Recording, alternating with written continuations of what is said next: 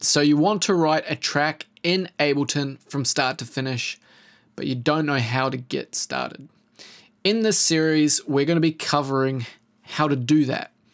And the style of track that we're going to be doing is Psytrance in this example. The reason it's Psytrance is I put a post up on the YouTube page with a poll asking my viewers what style they would like to see, and people voted for Psytrance.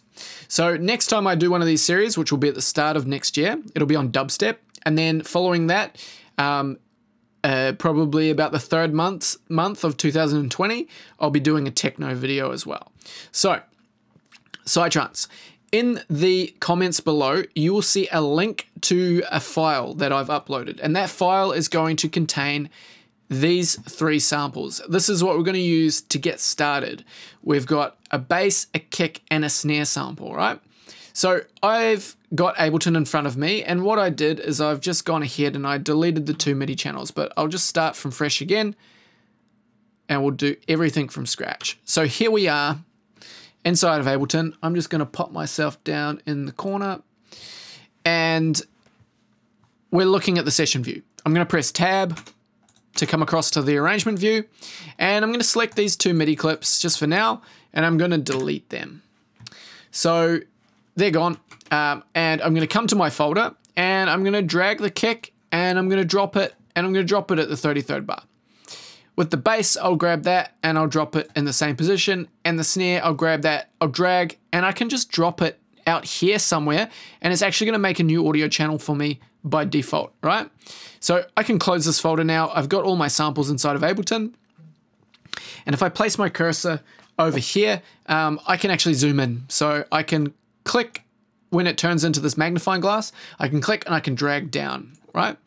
So here I am looking at the 33rd bar to the 34th bar, and I've got my kick drum. And the first thing that we're going to need to do for this is we're going to need to start arranging the kick and the bass in the correct pattern for this style of music. And we also need to set the tempo of the track at the correct BPM. So we come up here and we click on the BPM, and with our keyboard we can type in 138.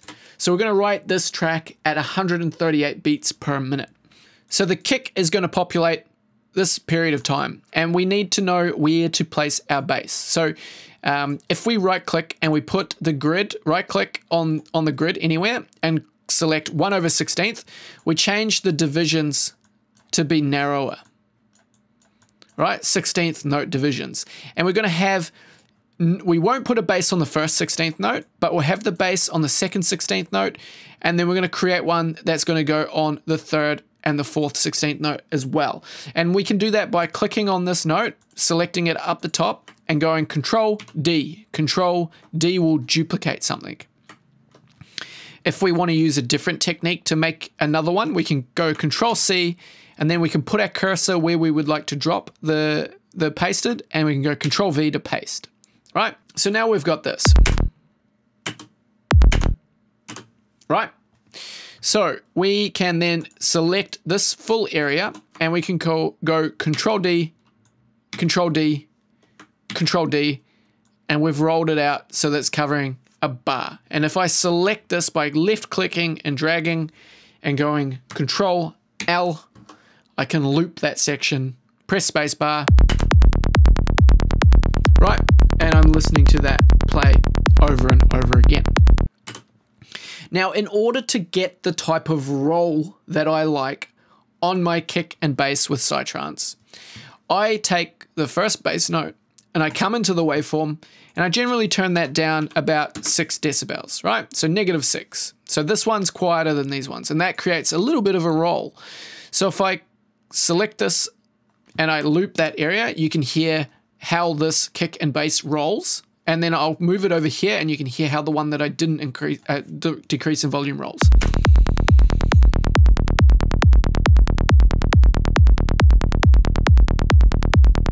Right, and then back over to this one.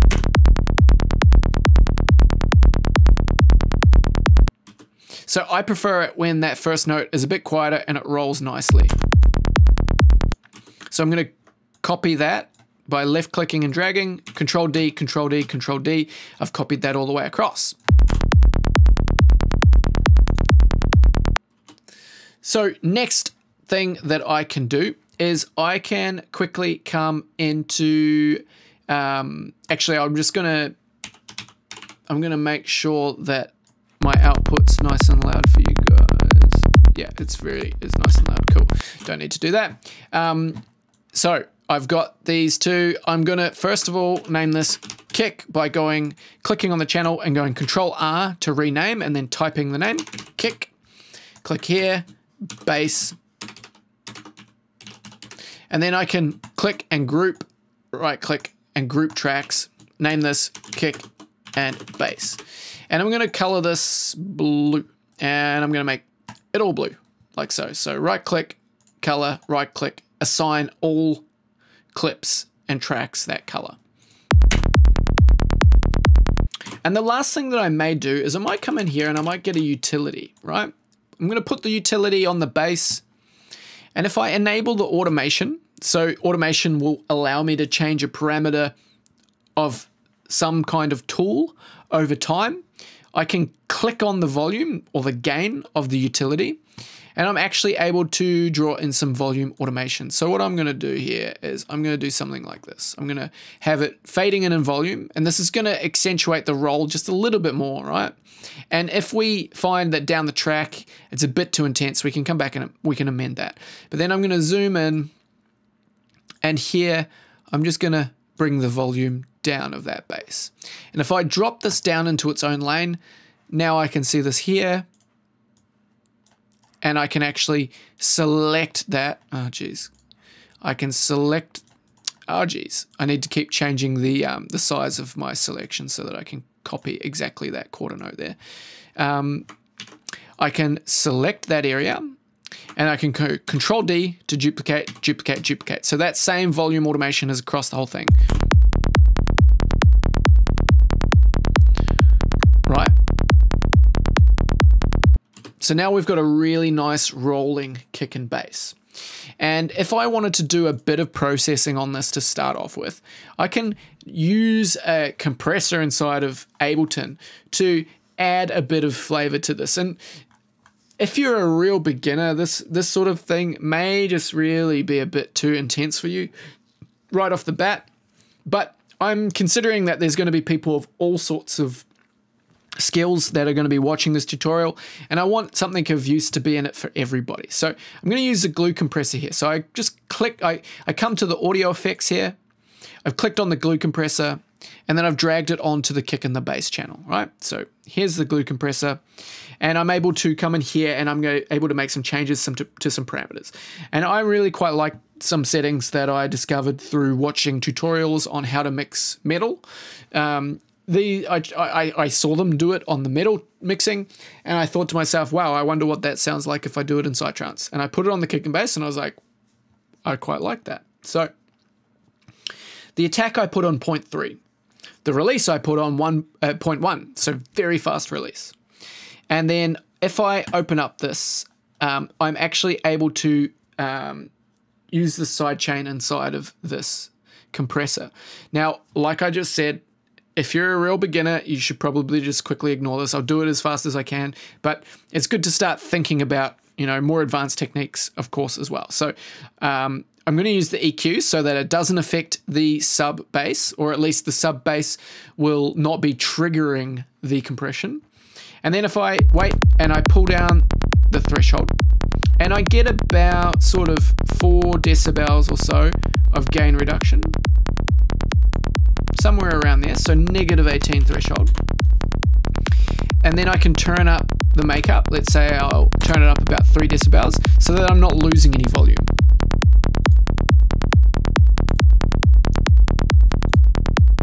So it improves the punchiness of the kick, and the clickiness of the bass is tighter and more apparent. And everything sort of seems almost as though it's held together just that little bit better. So I really like using these compressor settings, and these work really well on all different subgroups that you've got in your mix. So I do this on the kick and bass, I do this on the drums, I do this on my leads, always checking whether it sounds good, of course. All right, So that's our kick and bass, and it's ready to be rolled out. So we can go ahead and we could actually just go select that area of the kick and go Control J to consolidate. And I can do the same with the bass, Control J. And then if I come in here and I have loop on for both of them, I can actually just drag that out. So the way I got to that is if I click on the clip, if I'm seeing this, then down here I can click on the different view and it's going to show me the inside of the clip, and then I just click loop here, right? And then drag that out. If you don't have loop selected, then it's not going to let you roll it out. So now we've got the kick and bass playing across 4 bars of music. So here I am with a Psytrance snare. And so let me just, I'm going to place this in the right position and I'm just going to get an idea. Cool. So the snare is going to go on 0.2 and 0.3, right? And I'm just clicking and dragging it to move it around. I'm sort of assuming you know how to do this already. Right, so that's the snare. And right off the bat, it's likely to be a bit loud.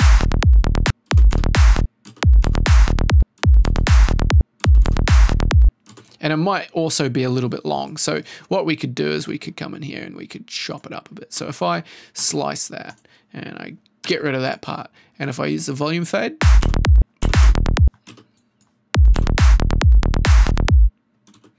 and we could maybe have one short one and one long one, like so. Control D, right? We're using the same commands. I don't need to keep going over them. Snare, right click, group, click, Control R, drums.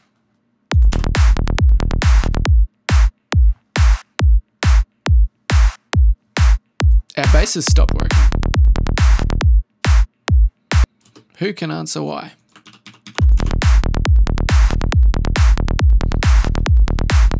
It's unusual.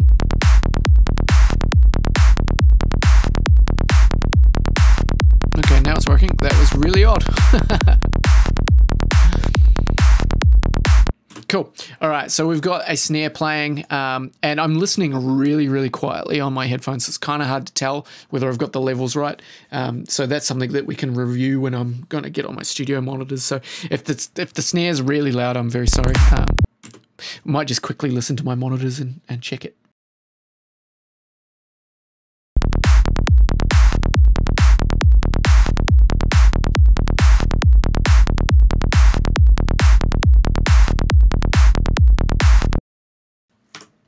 Cool, it sounds fine at that level. That's fine. Great, now what we could do is we could take this snare and we could just quickly go rev snare, right? So there's going to be a reverse snare in our groove and we could pop that. So I've just copied and pasted, and then if I press R, it actually reverses it. So if I go like this, and if I turn this down,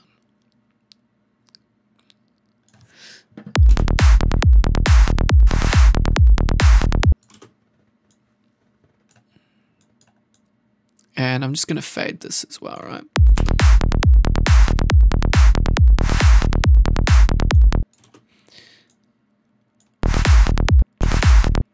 And if I bring that down just a bit more.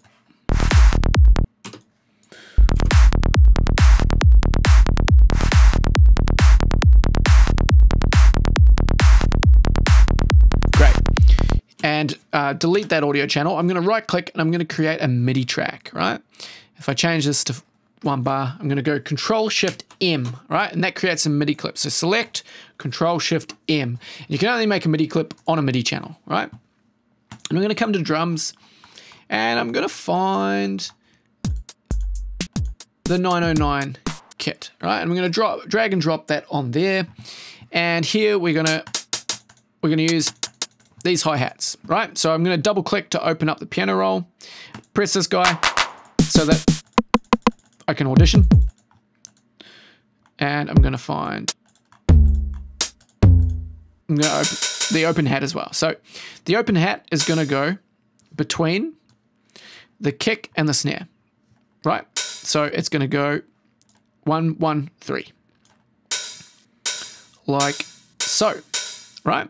And I can roll that out. So if I just select that area, Control D, heaps of times, and if I zoom out so you can see that, whoops-a-daisy, go back, panic. Right, so I've got that. But the problem is that the open hat plays out for a really long time, and it's in MIDI, and I've got a cheeky little trick that will allow us to actually tighten that up and stop it. So what we're going to use is we're going to use another hi-hat,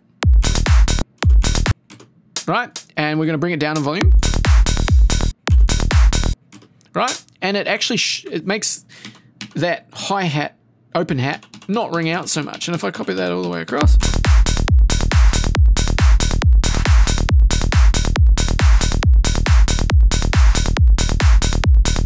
great, sweet. So we'll just call this open hat.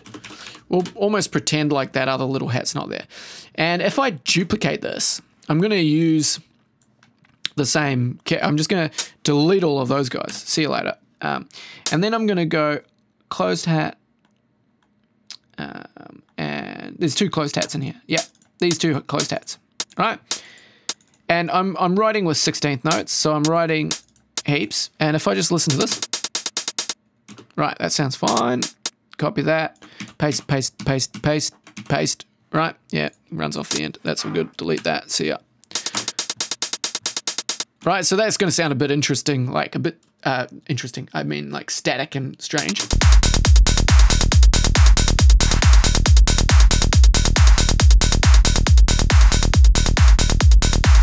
Bringing it down in volume will certainly help.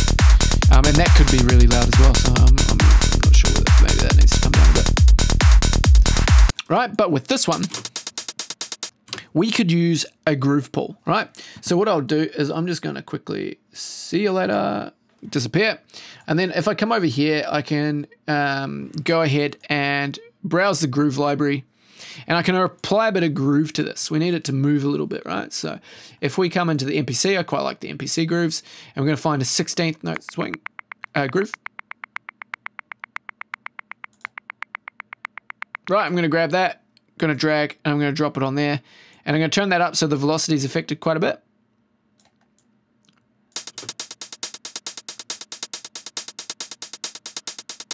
Right, try another one.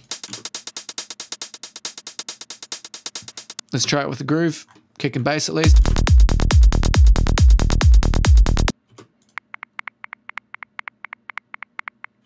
Just try a couple of them until we find one that sounds cool.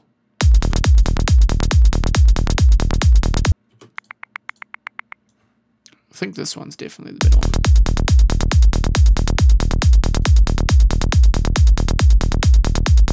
Cool, I'm happy with that. Cool, I'm going to turn myself back on. Boom, there I am. Right, and I'm going to have a listen to this on my monitors and just see how it sounds.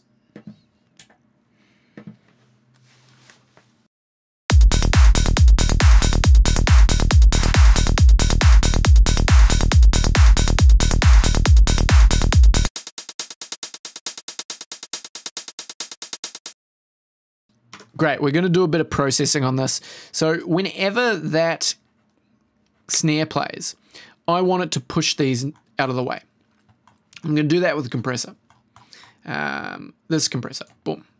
And we're going to go into here, we're going to sidechain, and we're going to take the sidechain from the snare. This is called sidechain compression.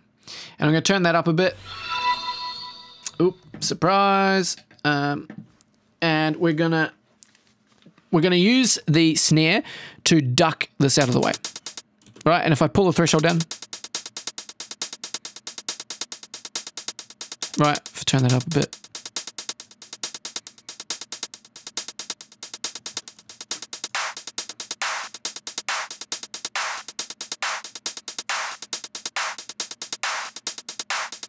Right, that's pretty sweet. And then if we actually duplicate it, I'm going to go ahead and do the same with the kick drum, right? So I just change that over to the kick. Right, so now we're really squishing it way too much all the time. So if I bring that up a bit.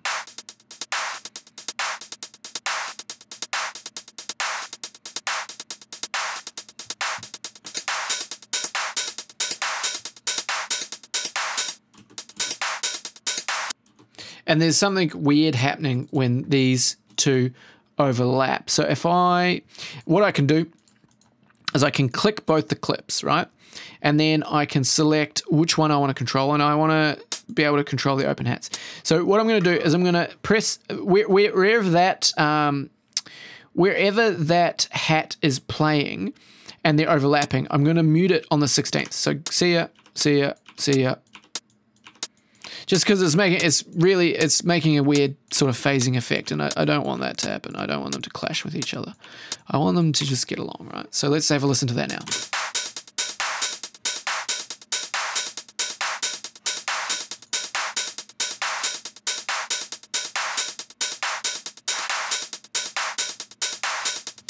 Right, and then kick and bass.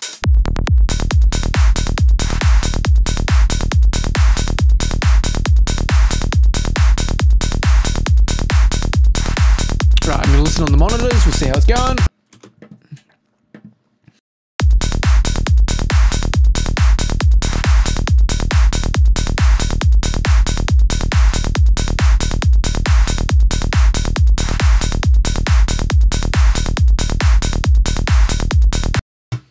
Cool, I reckon we could dance to that. So we've made the foundational layers of our track. Yeah, we're gonna spice it up, but right now, boom, it's done. So kick and bass and drums in the first video. We're gonna keep making this track and other videos following this.